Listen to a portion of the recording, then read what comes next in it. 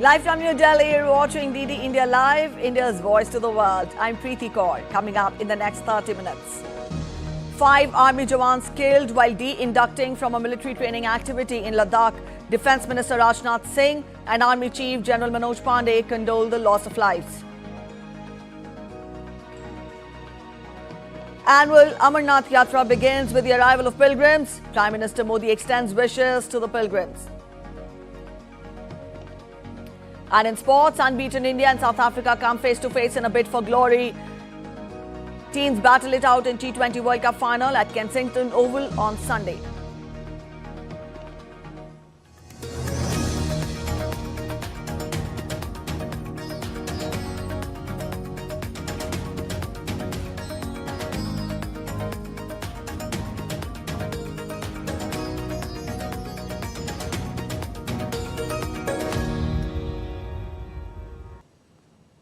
India's Defence Minister Rajnath Singh and Chief of Army Staff General Manoj Pandey have condoled the loss of lives of 5 army soldiers in a mishap in Ladakh. Expressing grief, Rajnath Singh in a social media post said, and I quote him, "Deeply saddened at the loss of lives of 5 of our brave Indian Army soldiers in an unfortunate accident while getting the tank across a river in Ladakh. We will never forget exemplary service of our gallant soldiers to the nation. My heartfelt condolences to the bereaved families. The nation stands firm with them during this hour of grief," unquote. Chief of Army Staff said that the Indian Army stands firm with the bereaved families in this hour of grief. On Friday night, an unfortunate incident took place in eastern Ladakh region when an army tank, while de-inducting from a military training activity, got stuck in the Shok River due to sudden increase in the water level. Due to high current and water level, the crew could not be rescued and 5 soldiers were killed during the mishap.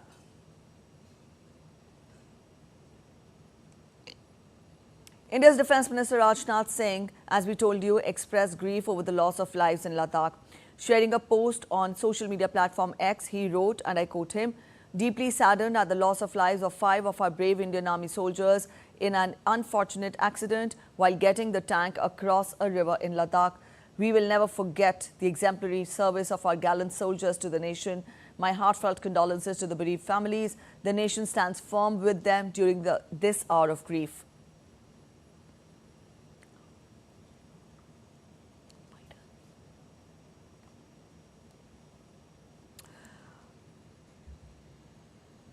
Let's turn focus to other updates. Giving no sign of dropping out of the race after a feeble presidential election debate, U.S. President Joe Biden said on Friday that he is intended to defeat Republican rival Donald Trump in the November presidential election. Acknowledging his poor performance against Trump and noting his age, Biden in his campaign rally in North Carolina showed confidence of defeating Donald Trump in the upcoming election. Folks, let me close with this. I know I'm not a young man. State the obvious. Well, I know. I don't walk as easy as I used to. I don't speak as smoothly as I used to. I don't debate as well as I used to. But I know what I do know. I know how to tell the truth. I know right from wrong. And I know how to do this job. I know how to get things done. And I know, like millions of Americans know, when you get knocked down, you get back up. Biden's verbal stumbles and occasionally meandering responses in the debate heightened voter concerns that he might not be fit to serve another 4-year term and prompted some of his fellow Democrats to wonder whether they could replace him as their candidate for the November 5th U.S. elections. Biden blamed Trump for putting forward a series of falsehoods and deflected questions throughout the debate. Targeting U.S. President and his contender Joe Biden in Virginia, Donald Trump told supporters that he had a big victory against a man looking to destroy the country. Taking a dig at Biden's age and a shaky debate performance, Trump said that the problem is not Biden's age, but his competence. Despite the fact that crooked Joe Biden spent the entire week at Camp David resting, working, studying. He studied very hard. He studied so hard that he didn't know what the hell he was doing. He got the debate rules that he wanted. He got the date that he wanted. He got the network that he wanted. With the moderates he wanted. No amount of rest or rigging could help him defend his atrocious record. At a campaign rally in Las Vegas on Friday, U.S. Vice President Kamala Harris sought to ease Democrats' concerns about her running mate Joe Biden after his weak debate performance, asserting that the election will not be decided by one night in June. Listen, we've got 130 days, I'm counting, until Election Day. 130 days. And this race will not be decided by one night in June. This race will be decided by you, by us. The United Kingdom is just days away from a general election that could see the Conservative Party out of power for the first time in 14 years. Polls suggest Labour Party leader Keir Starmer is likely to be the country's next Prime Minister after the July 4th vote. DD India's Ollie Barrett gets us more from London. All of the polls currently point in one direction ahead of the UK's election. So it looks at the moment as if Labour will win and win easily. That's not to say a win is guaranteed, but Rishi Sunak's Conservatives, in power in one form or another for 14 years, have struggled to eat into the Labour polling lead. So in the days after the election, Keir Starmer could be forming a government with a significant majority here at Parliament. That would bring huge opportunities for the centre-left party, but also huge challenges. After the COVID-19 pandemic, a war in Europe, a cost of living crisis, Britain's finances are creaking. Well, the big issues facing the government that takes office on the 5th of July is that there are public service improvements needed in the UK, health service, railways, parts of the education system. Economic growth in the UK has been sluggish all the way back to 2008, in fact. If Labour returns to power, the centre-left party's foreign policy is likely to include quite a lot of continuity with recent years. Relations with India will be a key focus. We think so. I mean, look, India is the most exciting economic story in the world right now. We are in the middle of the Indian decade, at the start of the Indian century. And I think whoever's in power in the UK will recognise that and want to prioritise the relationship with India. The Conservatives have also struggled with the rise of the right-wing Reform Party, which promises tougher action on immigration. Reform hopes to win the seaside seat of Clacton on the English south coast. Whatever happens there and elsewhere, it's already clear the makeup of the House of Commons will be very different. Ollie Barrett in London reporting for DD India. France goes to polls this weekend in the first round of the parliamentary election. Marine Le Pen's national rally tops opinion polls with between 33 and 36%, followed by a left-wing alliance and Macron's centrists. Polls indicate that the French are taking the vote seriously with the highest turnout for a quarter of a century. All right, turning focus to Iran elections. Now Iran will hold presidential election runoff as the two candidates, Masoud Pezeshkian and also Saeed Jalili, were unable to secure 50% of the votes on July 5th. Among more than 19 million ballots from Friday's election counted so far, reformist candidate Masoud Pezeshkian secured 42.3% of the votes, while former chief nuclear negotiator Saeed Jalili received 39.5% in the polls that were held on Friday. Reportedly, the voter turnout was around 40%, lower than expected by Iran's clerical rulers. Meanwhile, two security force members were killed in an attack by unidentified gunmen in Iran. The gunmen were targeting a vehicle carrying election boxes in Iran's Sistan-Baluchistan province. Russian President Vladimir Putin has said that his country would resume production of short and intermediate nuclear-capable missile as a response to the United States' deployment of such weapons in both Europe and Asia. Putin made the remarks at a meeting of Russia's Security Council on Friday. The United States had withdrawn from the landmark 1987 Intermediate-Range Nuclear Forces Treaty with Russia in 2019 after saying that Moscow was violating the accord. Kremlin, however, has denied such acquisitions. Russia then imposed a ban on its own development of missiles previously banned by the INF Treaty. We need to start manufacturing these strike systems and then, based on the actual situation, make decisions about where, if necessary, to ensure our safety, to place them. At least one person died and 12 others were injured in a Russian missile strike in the central Ukrainian city of Dnipro on Friday. Video footage released by the State Emergency Service showed rescue teams struggling to free a person trapped in a car at the foot of the tower block. Meanwhile, Russia's defense ministry claimed to have taken control of the settlement of Rozdolivka in eastern Ukraine. Russia said that its southern military grouping had taken favorable positions after pushing Ukrainian forces out of the settlement. However, Ukraine's military said heavy fighting was raging in areas around the settlement. The United States, Britain and France confronted Russia at the United Nations Security Council on Friday over violating an arms embargo on North Korea by using missiles and weapons from Pyongyang in its conflict against Ukraine. In the strongest possible terms, those unlawful transfers, which have significantly contributed to Russia's ability to conduct its war against Ukraine. The transfer of ballistic missiles, along with munitions and related materiel from the DPRK to Russia, violates multiple Security Council resolutions. Russia's UN ambassador, Vasily Nebenzia, rejected the acquisitions, calling it completely false. Meanwhile, North Korea's UN ambassador, Song Kim, asserted that Russia and North Korea relations are peace-loving and defensive in nature, and they do not target a third party. DPRK-Russia relations are completely of peace-loving and defensive nature, as they do not target the third party, but promote progress and well-being of the people of the two countries.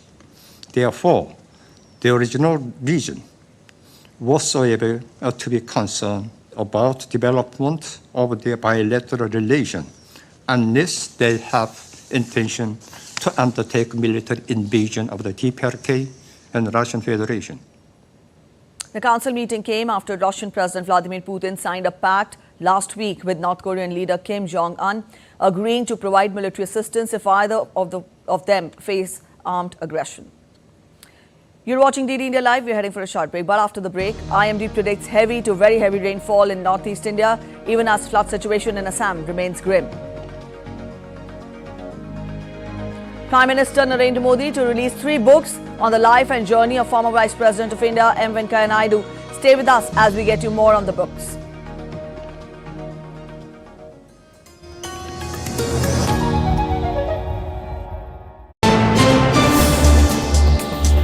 Voice of a rising aspirational world. Stories of challenges, struggles and accomplishment. A world battling conflict, hunger and poverty. Embracing growth, development, science and technology. A voice of progress, a voice of unity. Watch Voice of the Global South with me, Akshay Dongre, only on DD India.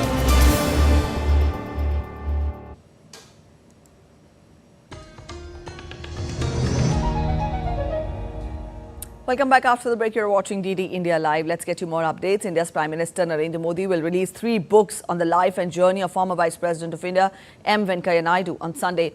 The release will be done via video conferencing. The books will include biography of the former Vice President titled Venkaiah Naidu, Life and Service. The second book will tell us about Naidu's journey as the 13th Vice President of India, while the third book will be a pictorial biography in Telugu showing the journey of Naidu. India's Prime Minister Narendra Modi has congratulated Antonio Costa on being elected as the next President of the European Council. In a post on social media platform X, he said, and I quote him, "Congratulations to my friend Antonio Costa on being elected as the next President of the European Council. I look forward to working closely with you to advance the India-EU strategic partnership to greater heights." EU leaders picked former Portuguese Premier Antonio Costa as the future chair of the European Council meetings at a summit in Brussels on Thursday. Antonio will chair summits of the bloc from 1st of December. 146 Indian students have been awarded the prestigious Erasmus Mundus scholarships for the 2-year master's program in Europe under Erasmus Plus for the 2024 academic year, making India one of the top recipients of the scholarship.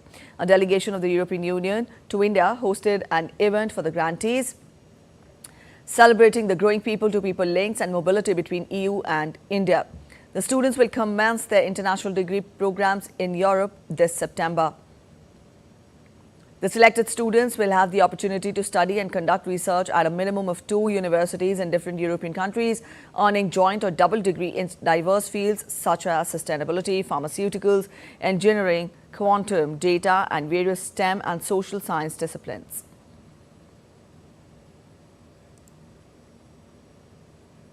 India chaired its first meeting as the chair of the Columbo Process at the permanent representative level meeting in Geneva on June 28th at the International Organization for Migration headquarters. Ministry of External Affairs Secretary CPV and OIA Mukesh Pardeshi chaired the meeting. He emphasized India's commitment to advancing the objectives of Columbo Process and enhancing collaboration among member states. India presented an outline of an action plan for the next 2 years, focusing on key priorities and initiatives to further strengthen the Columbo Process. The Columbo Process is a regional consultative process comprising of 12 member states from Asia, which primarily serve as countries of origin for migrant workers. The forum facilitates the exchange of best practices on managing overseas employment. The 52-day annual Amarnath Yatra to South Kashmir Himalayas in Jammu and Kashmir commenced with the arrival of pilgrims. The second batch has left for the Yatra on early Saturday in escorted convoys. Prime Minister Narendra Modi sent his heartfelt congratulations to the pilgrims. The pilgrims left for the 2 base camps in Kashmir in a cavalcade of 231 vehicles escorted by CRPF personnel. The Yatra is taking place from the twin tracks, the traditional 48 kilometers Nunwan-Pahalgam route in Anantnag and the 14 kilometers Baltal route in Gandarbal, and will conclude on August 19th. The authorities have significantly bolstered security measures along the Jammu-Srinagar National Highway to guarantee smooth and safe passage of pilgrims for Amarnath Yatra. Flood situation in India's northeastern state of Assam remains grim as rains batter the region. Over 1 lakh people remain affected in 383 villages in 5 districts. One more death was reported on Friday in Barpeta district, taking the toll up to 32 in the floods this year. The IMD has predicted that heavy to very heavy rainfall is likely over northwest India during the next 4 to 5 days. Moderate to very heavy rainfall at isolated places of sub-Himalayan West Bengal, Sikkim, Assam, Meghalaya, Mizoram, Tripura, Nagaland, Arunachal Pradesh can be reported, whereas Arunachal Pradesh is expected to experience heavy, in fact, extremely heavy rainfall today. All right, a quick look at other stories making it to the headlines from across India. CBI has been conducting raids against the suspects in connection with the NEET exam paper leak. The raids are being conducted at 7 locations in Gujarat state. So far, 5 people have been arrested by CBI. The BSF personnel seized 5.57 kilograms of heroin from a village in Punjab's Amritsar district. The search operation was conducted after intelligence information about the consignment in the border area. Chhattisgarh police arrested 10 people in connection with Mahadev online betting app. The suspects were arrested from Bihar's Ara district. Police found the link of managers of Mahadev app, Reddy Anna 250 and many other betting apps. The Telecommunication Mobile Number Portability 9th Amendment Regulations 2024 will come into force with effect from 1st of July. These amendment regulations are aimed at curbing the porting of mobile numbers by way of fraudulent SIM swap replacement by antisocial elements. Talking of sports now, after 54 matches of non-stop white ball cricket action, South Africa and India have emerged as the finalists in the 2024 T20 World Cup. The Kensington Oval in Barbados will host this grand spectacle on Saturday. The Proteas are looking to make history with their first ever World Cup title, while India aim to reclaim the trophy they last lifted in the inaugural year of the competition held in South Africa. India are gearing up for their second World Cup final in 7 months as they face South Africa in the T20 title clash in Barbados on Saturday. Eager to move on from their 2023 ODI World Cup final defeat to Australia on home soil, India will face South Africa as the month-long T20 World Cup in US and West Indies comes to an end.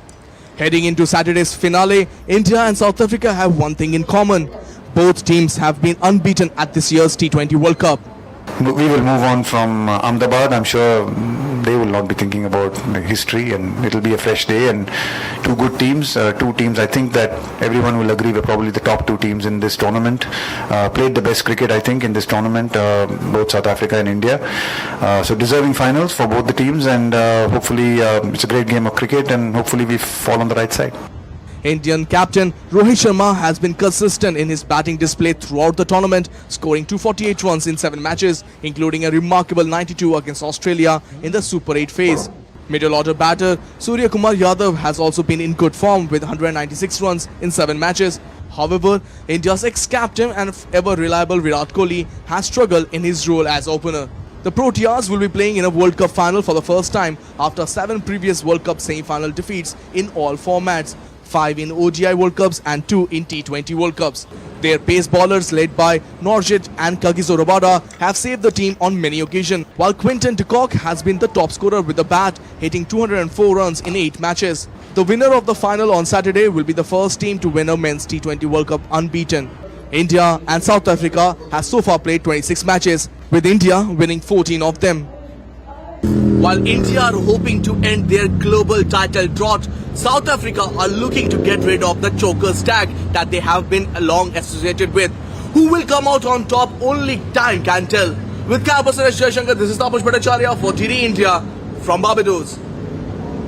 Excitement is building across Germany as the clock counts down to the first 2 knockout stage matches of the Euro 2024. The host nation will take on Denmark while Italy will play Switzerland. From Berlin, DD India correspondent Trent Murray previews the day's matches.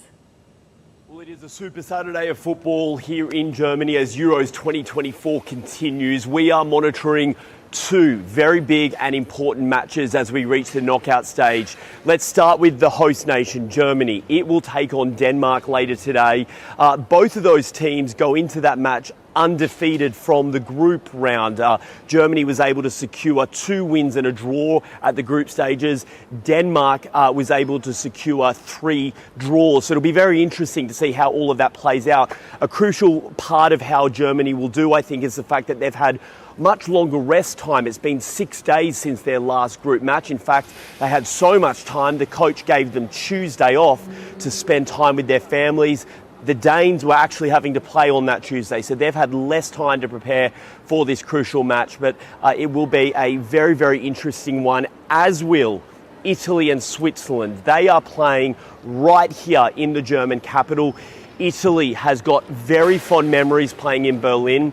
It was back in 2006 at that very same stadium that they actually won the World Cup at penalties against France. They'll be hoping to try and recreate some of that magic when they take on the Swiss. But the Swiss have also been playing quite well recently. Their form is good, but if history tells us anything, it will be an uphill battle against Italy for them. They have played Italy 61 times in their history, Switzerland and Italy. Swiss has only managed to beat the Italians 8 times. They'll be hoping to try and turn that record book around when they go to that match later today.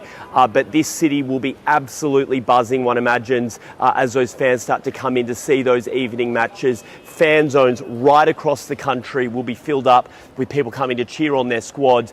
But one thing they will have to watch is the weather app. The German Weather Service is predicting some severe thunderstorms, even the threat of tornadoes, believe it or not. So fans will have plenty to keep an eye out, both on the pitch, but no doubt also on their smartphone, keeping an eye on the weather. Trent Murray for DD India, Berlin. All right, on to tennis now. Wimbledon's top seed Iga Swiatek was handed a tricky first-round test at Wimbledon as the world #1 was drawn against American Sofia Kenin. Czech reigning champion Marketa Vondrousova will open against Spain's Jessica Bozes. Also, men's defending champion Carlos Alcaraz will start against Estonian qualifier Mark Lyell and finds himself in the same half of the draw as top seed Yannick Sinner. Britain's two-time winner Andy Murray was in the draw despite doubts over whether or not he will be fit after requiring surgery last weekend. Seven-time winner Novak Djokovic, who also has injury worries, was drawn against Czech qualifier Vit Kopriva. The third Grand Slam of the year runs from July 1st to 14th. Colombia cruised to a 3-0 win over Costa Rica in Group D and booked their spot in the Copa America quarterfinals. Colombia topped their group with 6 points after 2 matches. Despite the loss, Costa Rica, who have 1 point, are still in the running, but they need to secure a win in their final match against Paraguay and hope for other results to go their way. Colombia started the match well and took the lead in the 31st minute through Liverpool winger Dias and added 2 more goals. Gripped by a polar cold wave, the sea in the southernmost Magallanes and Antarctica region of Chile froze. Now, cold temperatures are normal in Chile, but it is the first time that the sea froze, creating beautiful views of the sunrise and sunsets in the backdrop of frozen waves. With the arrival of winter season, the South American nation has been hit with heavy rains and snowfall.